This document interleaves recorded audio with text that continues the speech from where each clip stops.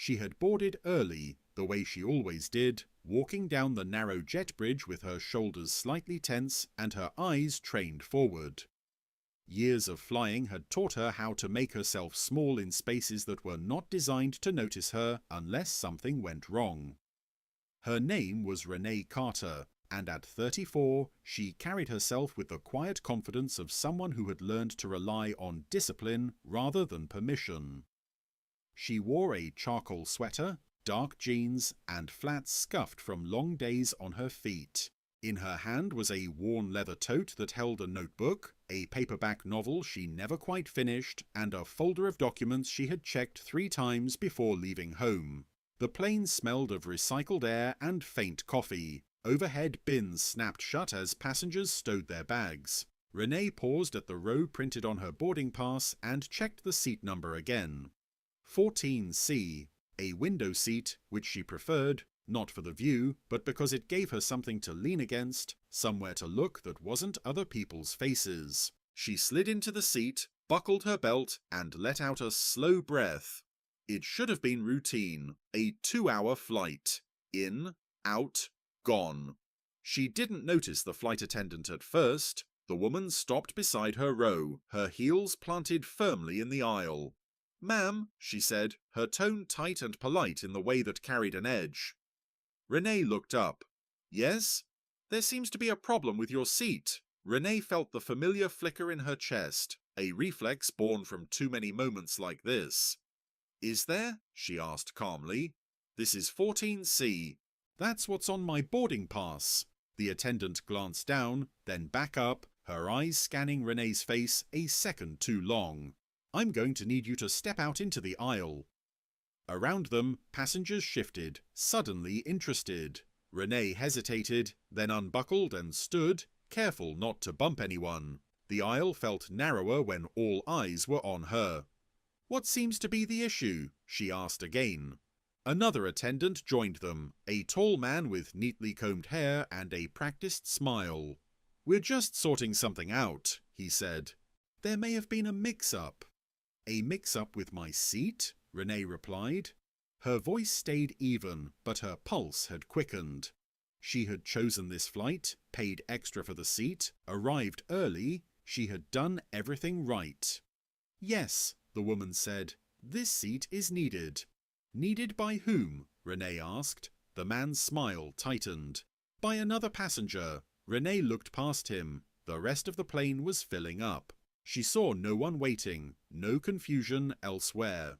"Is there a problem with my ticket?" she asked. "If so, I'd like to see it." The woman exhaled, impatience breaking through. "Ma'am, if you could just cooperate." "I am cooperating," Renee said softly. "I'm just asking why I'm being asked to move." There it was, the pause, the shift in energy, the unspoken accusation that she was being difficult, that her questions were an inconvenience. A man across the aisle muttered something under his breath.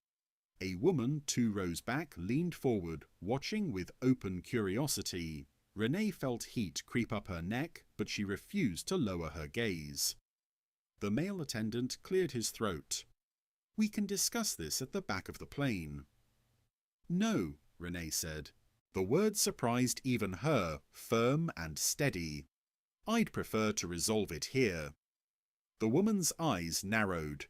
"If you don't comply, we may have to involve security." Renee's stomach dropped, though her face didn't change. "For asking a question," she said, "I'm not causing a disturbance." Silence fell, thick and uncomfortable. The attendants exchanged a look. The moment stretched, and in that stretch lived years of history, of assumptions, of power exercised without explanation, of compliance expected without respect. Finally, the woman said, "Please wait here."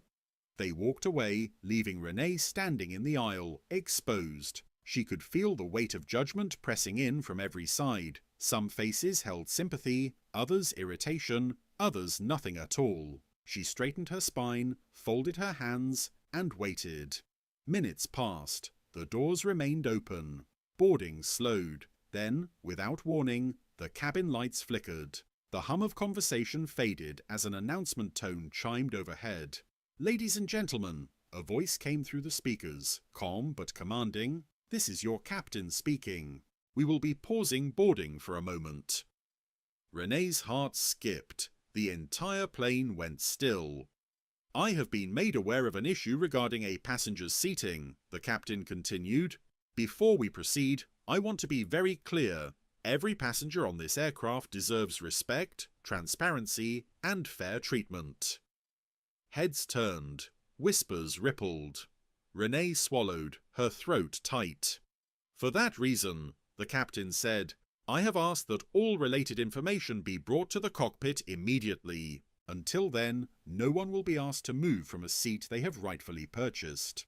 The cabin was frozen, not in fear, but in attention. Renee slowly sat back down in 14C, her hands trembling now despite her effort to control them. She stared out the window at the tarmac, sunlight glinting off metal, and felt something unfamiliar settle in her chest. For the first time since stepping onto the plane, someone with authority had stopped everything. For her. The cabin lights dimmed slightly as boarding finished, the soft chime of the intercom signaling that the aircraft door had been sealed. Passengers shifted in their seats, fastening belts, placing headphones on, already drifting into the private bubbles of their journeys. For most of them, the incident at the front of the plane was already fading into the background noise of travel. For her, it was still unfolding inside her chest. She sat upright in the narrow seat she had finally been assigned, an aisle seat near the back, hands folded tightly in her lap. Her posture was composed, almost formal, but the tension was unmistakable. Every muscle seemed braced, as if she were preparing for another blow. She kept her eyes forward, refusing to look at the rows ahead where she had originally been told she didn't belong. The flight attendant who had confronted her earlier avoided eye contact as she passed down the aisle, checking overhead bins. Her smile remained fixed for other passengers, but it faltered for a fraction of a second when she reached this row. No apology came, just a quick glance, then she moved on. A few seats away, a white businessman leaned toward his companion and whispered something, casting a sideways look that lingered a moment too long. Another passenger across the aisle shook her head slightly, as if annoyed, not at the injustice, but at the inconvenience of having witnessed it. Silence filled the gaps where words should have been. She exhaled slowly, counting her breaths the way her mother had taught her years ago. In through the nose, hold, out through the mouth. Control what you can. She had learned early that composure was not just a personal choice, but a survival skill. Anger, no matter how justified, was always misread on her face. The engines began to hum louder as the plane pushed back from the gate. Outside the small oval window, the terminal lights slid away, replaced by darkness and the distant glow of runway beacons. She closed her eyes briefly, hoping the movement would carry her away from the moment. Away from the heat in her cheeks, the familiar knot of humiliation tightening her throat. Then the intercom chimed again. "Ladies and gentlemen, this is your captain speaking." The voice was calm, practiced, authoritative. Conversations tapered off. Heads lifted, phones were lowered. "We're showing a short delay before takeoff," the captain continued.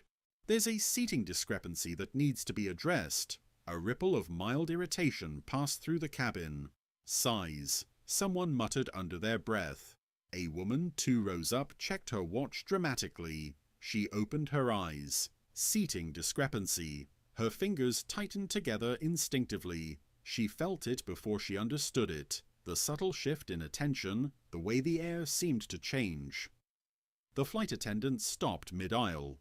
Another crew member near the front exchanged a look with someone out of sight. The captain's voice returned, slower now, more deliberate. "For transparency, I want to be clear. A passenger with a valid boarding pass for a premium seat was denied access to that seat earlier this evening." The cabin froze. Heads turned, some toward the front, some toward the back. Eyes scanned rows, searching for the source of the discomfort now spreading like a quiet shockwave. Her heart began to pound. This matter is being reviewed, the captain continued, and until it is resolved appropriately, this aircraft will not depart. A stunned silence followed. No one spoke. Even the children seemed to sense the shift, their movements stilled by the sudden gravity of the moment. She swallowed hard. For the first time since boarding, she felt something unfamiliar rise alongside the fear and exhaustion. Not hope, but the possibility that she was no longer invisible. The gate area had gone quiet in a way that felt unnatural, like a room holding its breath. Conversations resumed in low murmurs, but every few seconds someone glanced toward the boarding door, where the agent had already turned her back.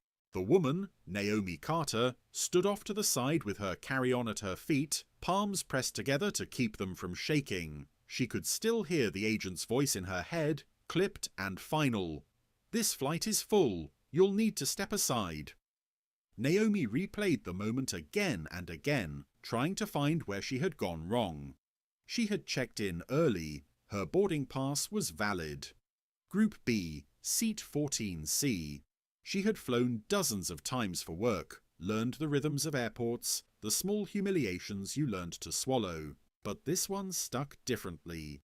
2 white passengers had boarded after her argument with the agent, both with carry-ons clearly larger than hers. No questions, no hesitation. She approached the counter again, slower this time, careful to keep her voice steady. "I'm not asking for anything extra," she said. "I'm just asking to take the seat I paid for." The agent didn't look up. "Ma'am, you need to step away. You're holding up boarding." A man behind Naomi sighed loudly. Someone else rolled their eyes.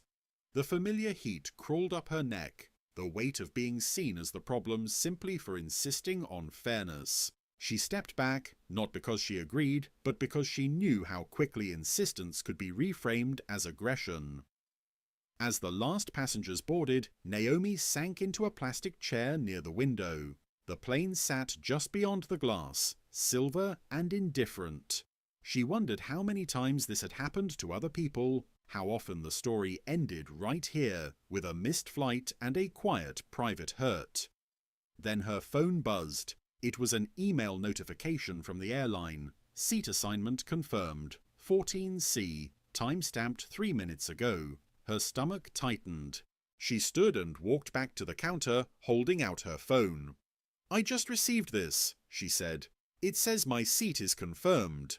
The agent's jaw clenched. She glanced at the screen, then away. "That's a system delay," she said. "The door is closed." At that exact moment, a new voice cut through the air. Calm, authoritative, amplified by the intercom.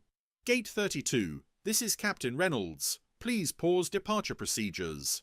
The agent froze. Naomi did too. The boarding door remained open. Passengers already seated shifted, confused. A few heads turned toward the cockpit windows as if the answer might be written there. "I need the gate agent to confirm passenger manifest accuracy immediately," the captain continued. "There is a discrepancy that must be addressed before pushback." The agent swallowed and picked up the phone.